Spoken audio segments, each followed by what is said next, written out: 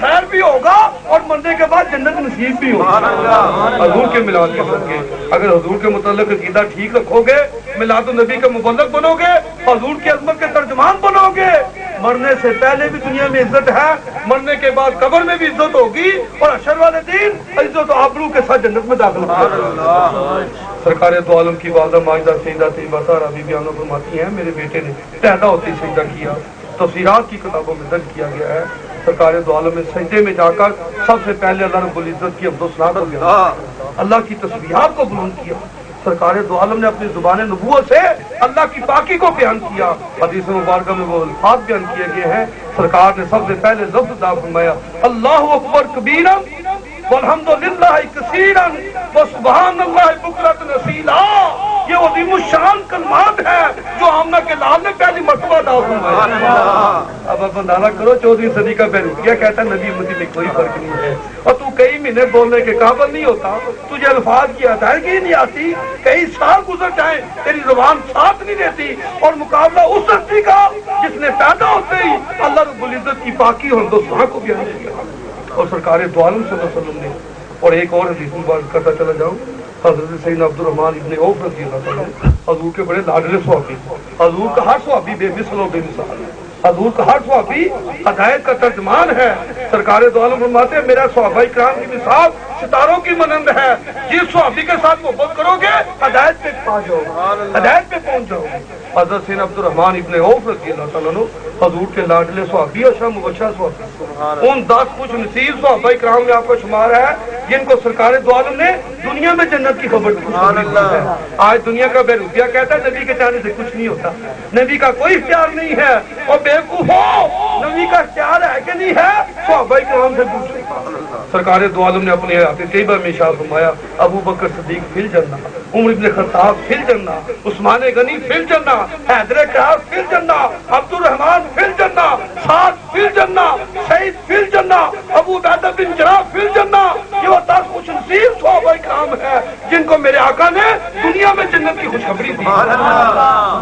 بتانا یہ مقصود ہے جو دنیا پہ بیٹھ کر زمین پہ چٹائی پہ بیٹھ کر جس کا کنٹرول جنت کے دروازے پہ ہے اس آقا کا باقی اختیار کیسے ہوگا؟ پتہ نہیں تم نے کس نبی کا کلمہ پڑھا ہے بیوقوف ہو، تمہیں نبی کا مقام کا نہیں پتا۔ امام الانبیاء وہ شان ہے جس کو چاہے جب چاہے جنت کا ٹکٹ عطا فرمائے۔ حضرت عبد الرحمن ابن عوف رضی اللہ تعالیٰ والدہ ماجدہ حضرت شفا رضی اللہ تعالیٰ عنہ آپ کے شاہ فرماتی ہیں مجھے یہ اعزاز اور یہ فضیلت حاصل ہے کہ جب سرکار اپنی والدہ ماجدہ کے بطن انور سے دنیا میں تشریف لائے تو میں وہ پہلی ہستی ہوں جن کو سرکار نے اپنے ہاتھوں میں اٹھایا، جس نے سرکار کو اپنے ہاتھوں میں اٹھایا تھا۔ اب آپ اندازہ کرو وہ کتنے مقدس ہاتھ ہوں گے جنہوں نے سب سے پہلے میرے سرکار کی جولی بننے کا اعزاز ہوگا۔ حضرت شفا رضی اللہ تعالیٰ کیا فرماتی ہیں سرکار دو عالم صلی اللہ علیہ وسلم آپ جو تھے آپ کو ختنے کی ضرورت نہیں تھی، حضور مختون پیدا ہوئے، ختنہ شدہ پیدا ہوئے، اور سرکار دو عالم صلی اللہ علیہ وسلم کی ماں زاغ اور بصر و ماں طغا کی آنکھوں مبارک میں حضور کے آنکھوں مبارکوں میں اللہ رب العزت نے سرما لگا کر بھیجا تھا، اور آپ کے جسم مقدس سے کستوری اور عنبر کی خوشبو آ رہی تھی۔ اور تو پیدا ہو خوشبوؤں کی ضرورت ہوتی ہے، اس کمرے کو سجاؤ، اس کمرے میں جا کر سپرے کرو، خوشبو لگاؤ، بدترین انسان پیدا ہوا ہے، اور مقابلہ اس ہستی کا جو پیدا ہوا پاک پیدا ہوا خوشبوات کے ساتھ خوشبوات کے ساتھ پیدا ہوا، اور جس کے پیدا ہونے سے بیت آمنہ نہیں پوری خدائی میں معطر ہی معطر تھا، خوشبو ہی خوشبو پیدا ہو رہی تھی۔ سرکار دو عالم نے سجدے میں جا کر ایک بڑی ذی الشان دعا مانگی،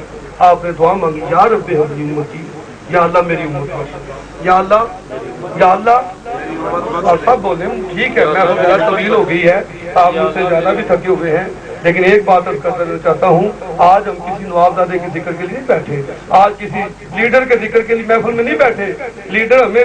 دعوت دیں تو 3 دن گھنٹے ان کا انتظار کرنا پڑتا ہے، ان کے نعرے لگانے پڑتے ہیں، پھر بھی پتہ نہیں وہ نامراد خوش ہوتے ہیں کہ ناراض ہوتے ہیں۔ ہمیں لیڈروں کی پرواہ نہیں کرنی چاہیے، آج ہم اس کے ذکر میں بیٹھے ہیں، کسی اور کو خبر ہو نہ ہو، جس کا ذکر ہو رہا ہے اس مدنی تاجدار کو خبر ہے۔ اس لیے میں کر دینا چاہوں کبھی بولنے کا موقع نصیب ہو تو حضور کی محفل میں اس انداز سے بولنا چاہیے کہ میری حاضری بھی گنبد خضرا کے مکین کی بارگاہ میں لگ رہی ہے۔ سرکار دو عالم نے دعا مانگی یا رب حبلی امتی، یا اللہ میری امت بخش۔ اب آپ سے پوچھنا چاہتا ہوں امت کس کی ہوتی ہے؟ امت کس کی ہوتی ہے؟ کسی صدر کی امت، کسی گورنر کی امت، کسی وزیر زادے کی امت، کسی نواب زادے کی امت، کسی پیر کی امت، کسی ولی کی امت؟ نہیں، امت صرف کائنات میں اللہ کے نبی کی ہوتی ہے۔ آج 14ویں صدی کا بیروپیہ پتہ نہیں کہاں سے جا کے انہوں نے کسی خالستان سے جا کر کچھ تعلیم حاصل کی ہے، پتہ نہیں شیطان نے ان کو تعلیم دی ہے، کہتے ہیں نعوذ باللہ نبی حضور 40 سال تک نبی نہیں تھی۔ ان کی تصویرات کی کتابوں میں جا کر دیکھو، جنہیں ہمیں بڑا حکیم الامت ابو لالا کا خطاب دیتے ہیں، وہ اپنی تفسیرات میں لکھتا ہے کہ نعوذ باللہ آمنہ کا لال حضور صلی اللہ علیہ وسلم 40 سال تک نبی نہیں تھے، اور ہم میلاد النبی منا کر اس بات کا اعلان کرنا چاہتے ہیں، لوگوں سن لو، آمنہ کا لال 40 سال پہلے بھی نبی ہے، بچپن میں بھی نبی ہے، میرے آقا پیدا ہوتے ہی نبی ہے، بلکہ پیدا ہونے سے پہلے بھی سرکار دو عالم کی حدیث مبارکہ مشکات شریف کی حدیث مبارکہ ہے، سیدنا ابو ہریرہ رضی اللہ تعالیٰ عنہ اس حدیث کے راوی ہیں۔ آپ ارشاد فرماتے ہیں حضور صلی اللہ علیہ وسلم کی محفل لگی ہوئی ہے، صدر بدر کائنات امام الانبیاء ہے، اور محفل میں بدری بھی صحابہ کرام شامل ہیں، احد والے صحابہ کرام بھی شامل ہیں، عشرہ مبشرہ والے بھی رونے کو صحابہ صوفہ بھی رونے کو فروغ ہے۔ ایک صحابی رسول نے کھڑے ہو کر امام الانبیاء کی بارگاہ میں کیا، یا رسول اللہ صلی اللہ علیہ وسلم متى وجبت لک النبوۃ، تو آپ نبی کب کی ہے؟ آج 14ویں صدی کے پڑھاکوؤں کا عقیدہ ٹھیک ہوتا، حضور 40 سال تک نبی نہیں، سرکار فرما دیتے تمہیں پتہ نہیں میں نے 40 سال کی عمر مبارک میں مکے میں اپنی نبوت کا اعلان کیا ہے، لیکن اگر حضور یہ فرما دیتے ان بد عقیدہ لوگوں کا عقیدہ ٹھیک ہوتا، لیکن سرکار دو عالم صلی اللہ علیہ وسلم نے اس کا جواب جو ارسال فرمایا، اسے نتیجہ یہ نکلتا ہے نبوت کا اعلان کرنا اور بات ہے اور نبوت کا تاج ملنا اور بات ہے۔ 40 سال کی عمر مبارک میں عبداللہ کے چاند اللہ کے حبیب نے اپنے نبی ہونے کا اعلان کیا، اور نبوت کا تاج کب ملا خدا جانتا تھا یا اس کا رسول جانتا تھا؟ پوچھا گیا یا رسول اللہ علیہ وسلم آپ کب کے نبی ہیں؟ تو امام الانبیاء نے ارشاد فرمایا میرے صحابیوں تم تو نبی آدم و بہن ہے مائے وسطین، میں اس وقت بھی نبی تھا جب آدم ابھی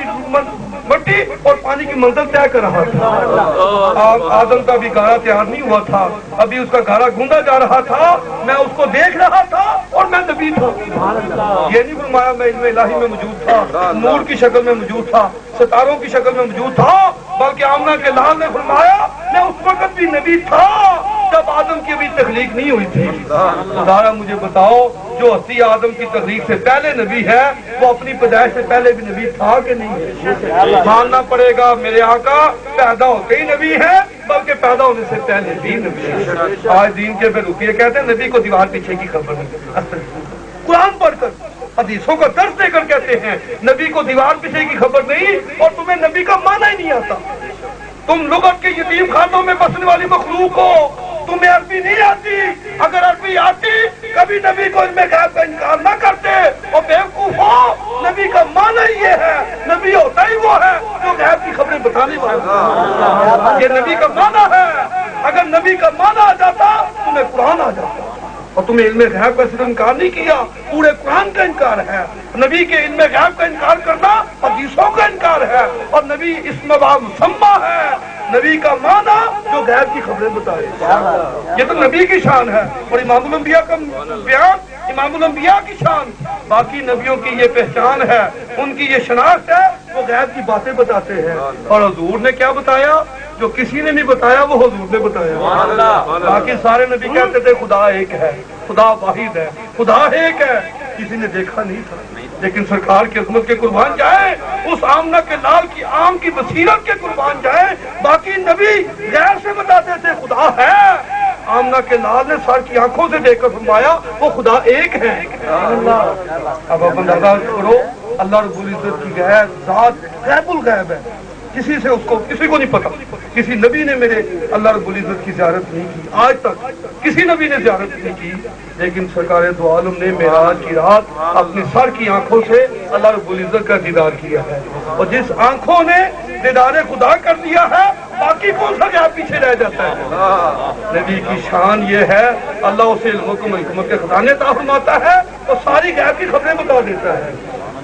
سرکار دو عالم نے اس دعا میں دوسری دعا یہ شامل تھی، سرکار دو عالم نے یہ دیکھ لیا تھا میری امت ہوگی بڑی پاپی ہوگی، بڑی سیاہ کار ہوگی، بڑی خطا کار ہوگی، یا اللہ تو میری امت کو نہ دیکھ मेरे छोटे छोटे हाथों के सदके मेरी उम्मत को बख्श देना, मेरी उम्मत को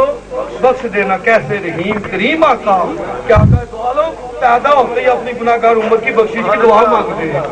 हमें ऐसे आका के साथ मोहब्बत करनी चाहिए कि नहीं करनी चाहिए? आज उम्मती होने का हक ये है, अपने आका के गुलाम बन जाओ, आका की अदाओं से मोहब्बत करो, हजूर के गुलामों से मोहब्बत करो, और जो नबी का गुस्ताख, नबी का बेअदब हो, जिस मर्जी रंग रूप में हो, उससे नफरत करो, उससे दूर हो जाओ। तेरे ईमान पे हुआ करने वाला वो इंसान है,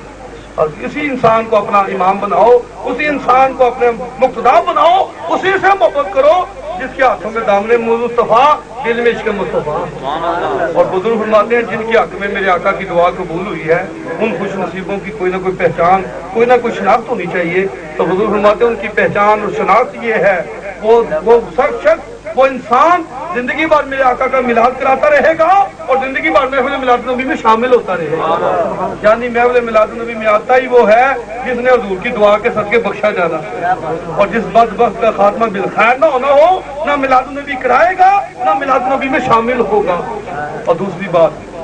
आपकी फूफी साहबा हज़रत सैयदा सफिया रज़ियल्लाहु अन्हा फरमाती हैं, जब हमारे चांद की विलादत का वक्त करीब था, जब महबूब सल्लल्लाहु अलैहि वसल्लम की विलादत का वक्त करीब था, तो हमने दस्तूर के मुताबिक घर में बच्चे की विलादत होने वाली हो, बड़ी औरतें, और ये भी मैं करता जाऊँ, एक हदीस मुबारक में आता है, हज़रत बीबी आमना फरमाती हैं, जब मेरे आका महबूब की विलादत का वक्त करीब था, तो कुछ दराज का दौड़ते मेरे हुजरे में तशरीफ लेकर आए, दराज का दौड़ते। मैंने उनसे पहले उनकी ज़ियारत नहीं की थी। आने वाली औरतों से पूछा, हज़रत साहब आप कौन हैं? आने वाली अम्मा जान ने फरमाया, ए आमना मैं हव्वा अलैहिस्सलाम हूँ, मैं हव्वा अलैहिस्सलाम हूँ। एक औरत आई, मैंने पूछा आप कौन हैं? आने वाली हस्ती ने बताया, मैं